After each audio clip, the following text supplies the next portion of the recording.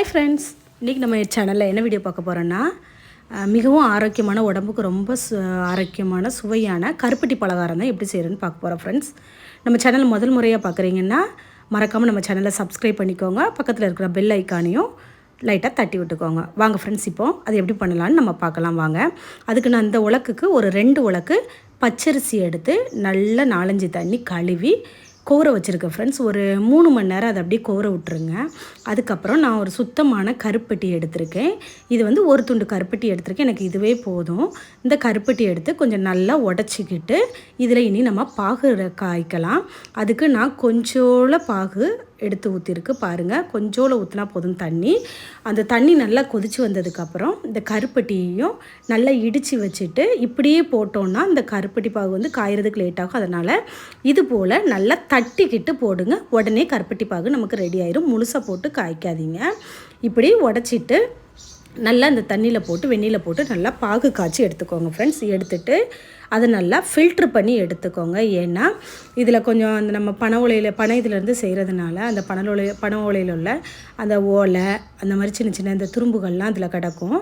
குழந்தைங்களுக்கு கொடுக்கும்போது டக்குன்னு அவங்களுக்கு தெரியாமல் விழுங்கிட்டாங்கன்னா கஷ்டமாயிடும். அதனால் எப்போவுமே இந்த மாதிரி நீங்கள் பாகு காய்க்கும்போது அதை ஃபில்ட்ரு பண்ணி எடுத்துக்கோங்க. அந்த இது ஃபில்ட்ரு ஆகி வந்துடும். மண் கல் இந்த மாதிரிலாம் இருக்கும் நிறையா. அதனால் அது இது பண்ணிடுங்க. பாருங்கள் ஃப்ரெண்ட்ஸ், நான் அழகாக பாகு காய்ச்சி எடுத்து வச்சுக்கிட்டேன்.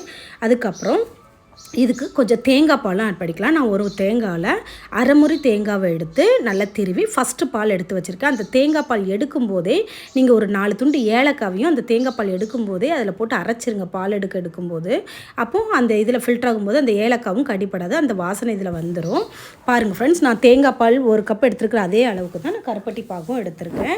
இப்போது நம்ம அந்த அரிசியை வந்து நல்லா ஃப்ரெண்ட்ஸ் நல்லா இது கொவுந்ததுக்கப்புறம் காய போட்டு ஒரு காட்டன் துணியில் நல்லா காய போட்டு வாடினதுக்கப்புறம் மிக்சிலேயே தான் நான் அரைச்சி எடுத்துருக்கேன். ஈவினிங் ஸ்நாக்ஸுக்கு நீங்கள் உடனே ரெடி பண்ணலாம். பாருங்கள் ஃப்ரெண்ட்ஸ், அதை எடுத்து நான் திரிச்சு எடுத்து வச்சு அதில் அந்த பாகும் தண்ணி எதுவுமே ஆட் பண்ணலை. பாருங்கள், அந்த தேங்காய் பாலும் இந்த கருப்பட்டியிலையும் தான் இந்த பலகாரம் நம்ம செய்ய போகிறோம். பாருங்கள் ஃப்ரெண்ட்ஸ், அது ரெண்டையும் நல்லா ஊற்றி இந்த மாவில் நல்லா பிசைஞ்சு எடுத்துக்கோங்க. நல்லா கையை ஹேண்ட் வாஷ் பண்ணிவிட்டு நல்லா நீட்டாக அதை அங்கே பாருங்கள் ஃப்ரெண்ட்ஸ், கையால் தான் இது பண்ண முடியும். ஏன்னா இது கொஞ்சம் திக்காக இருக்கும். நம்ம ஸ்பூனாலேயோ இல்லை விஸ்காலேயோ நம்ம பண்ண முடியாது. அதனால் கையை வச்சே நல்லா நீட்டாக எல்லா மாவும் இந்த இது வந்து நம்ம கரெக்டாக கையால் பிசையலைன்னா இந்த உருண்டையாக இருக்கும். அந்த மாவு வந்து உடஞ்சிடாமல் அப்படி கட்டியாக இருக்கும். அது இல்லாமல் நல்லா பிசைஞ்சு எடுத்துக்கோங்க. கையால் நல்லா பிசைஞ்சு அம்மா பாருங்கள் ஃப்ரெண்ட்ஸ், எவ்வளோ அழகாக நீட்டாக பிசைஞ்சு இங்கே பாருங்கள் மாவெல்லாம் ரெடி பண்ணிட்டாங்க. சரியான பதம் வருதான்னு பார்க்கணும். கருப்பட்டி பாகு வந்து கரெக்டாக ஊற்றணும். இந்த பக்குவம் தான் இருக்கணும். தண்ணியாக ஊற்றிட்டிங்கன்னா நம்ம பலகாரம் எண்ணெய் சட்டியில் விடும்போது எண்ணெயும் உரியும். அது பார்த்தாதுன்னா அந்த பலகாரம் வந்து ரொம்ப விரிஞ்சு ஒரு மாதிரி அந்த பலகாரத்துக்குள்ளே டிசைன் இல்லாமல் வித்தியாசமாக ஆயிரும். அதனால் இந்த பக்குவம் வர்ற அளவுக்கு பாருங்கள் ஃப்ரெண்ட்ஸ், அந்த நம்ம அம்மா கரண்டி தூக்கி ஊற்றும்போது அந்த மாவு ஊற்றும்போது இந்த நூடுல்ஸ் இதான மணிக்கு இந்த இது வருது பார்த்திங்களா, இந்த மாதிரி ஊற்றினா போதும். இப்போ இதை அரைச்சி வச்சுட்டு இதை கொஞ்சம் தனியாக ஒரு அரை மணி நேரம் அப்படி நம்ம அந்த இதை கொஞ்சம் ஊற விட்டுறலாம். ஃப்ரெண்ட்ஸ், இது நல்லா ஒரு அரை மணி நேரம் நல்லா ஊறினதுக்கப்புறம் தான் நம்ம இனி இதை எடுத்து சுத்தமாக அட்டின செக்கு தேங்காய் எண்ணெயில் இந்த பலகாரம் சுட்டோன்னா அதனோட மனம் வந்து செம்மையாக இருக்கும். ஃப்ரெண்ட்ஸ், செம்ம அல்டிமேட்டாக இருக்கும். அந்த தேங்காய் எண்ணெய் தான் இதுக்கு ஹைலைட்டாக இருக்கும். இது கொஞ்சம் நல்லா ஊறினதுக்கப்புறமா மறுபடியும் எடுத்து மாவை நல்லா மிக்ஸ் பண்ணிக்கணும். பாருங்கள், அம்மா நல்லா மிக்ஸ் பண்ணி இந்த பதத்துக்கு எடுத்து வச்சுக்கிட்டாங்க. இப்போ நம்ம ஒரு சட்டியில் வந்து அந்த தேங்காய் எண்ணெயை ஊற்றி எண்ணெய் காயிறவர் ரெடி பண்ணி அம்மா எதுக்கு இப்படி ஊற்றி பார்க்குறாங்கன்னா அந்த இது வந்து நமக்கு வரணும், அந்த பலகாரத்தோட ஷேப் வந்து நமக்கு வரணும். அது வருமானு தான் அம்மா அந்த பாத்திரத்தில் ஊற்றி பார்க்குறாங்க. தண்ணி அதிகமாயிட்டா இல்லையா என்னென்னு செக் பண்ணுறதுக்கு தான் அம்மா அப்படி ஊற்றுனாங்க. இப்போ நான் தேங்காய் எண்ணெய் செக்கில் ஆட்டின தேங்காய் எண்ணெய் எடுத்து ஊற்றிருக்கேன். ஃப்ரெண்ட்ஸ், இது எந்த எண்ணெய்னாலும் பண்ணலாம். நம்மளுக்கு பாமாயில் ஓகேனாலும் அதனால பண்ணலாம். இதனுடைய மெயின் இது வந்து தேங்காய் எண்ணெயில் பண்ணுவாங்க. ஏன்னா கோயில்கள்லாம் இந்த பலகாரம் தான் மெயினாக பண்ணுவாங்க. கோயில்கள் வீட்டில் சாமி கும்பிடும்போது இறந்து போனவங்களுக்குலாம் கும்பிடும்போது இந்த பலகாரம் தான் மெயின் டிஷ்ஷாக இருக்கும். அதனால் தேங்காய் எண்ணெயில் பண்ணும்போது அது மனம் நல்லாயிருக்கும். பாருங்கள் ஃப்ரெண்ட்ஸ், அம்மா ஊற்றினோன்னே அந்த பலகாரம் எப்படி வருது பாருங்கள். நல்லா பொங்கி சைடெல்லாம் அரும்பு வச்சு வருது பாருங்கள். இந்த பலகாரத்துக்கு மெயின் இதே அந்த அரும்பு டிசைன் தான். பூ மாதிரி ஒரு மாதிரி சைடு வரும் பாருங்கள் ஃப்ரெண்ட்ஸ். திருப்பி போட்டு காட்டியிருக்காங்க. அந்த பூ பெட்டல்ஸ் இருந்த மாதிரி எவ்வளோ அழகாக வந்திருக்கு பாருங்க. இது கருப்பாட்டி வந்து நம்ம தேவையான ரொம்ப திகட்டுற அளவுக்கு இனிப்பு போடாதனால இந்த கலரில் இருக்குது. ரொம்ப இன்னும் நீங்கள் இனிப்பு வேணும்னு நிறையா சேர்த்திங்கன்னா இது வந்து இன்னும் கருப்பு கலரில் இருக்கும் பாருங்கள் ஃப்ரெண்ட்ஸ். வேறு எந்த ஸ்வீட் அந்த இது மண்டவெல்லம் போட்டு பண்ண மாட்டாங்க, இதுதான் பண்ணுவாங்க.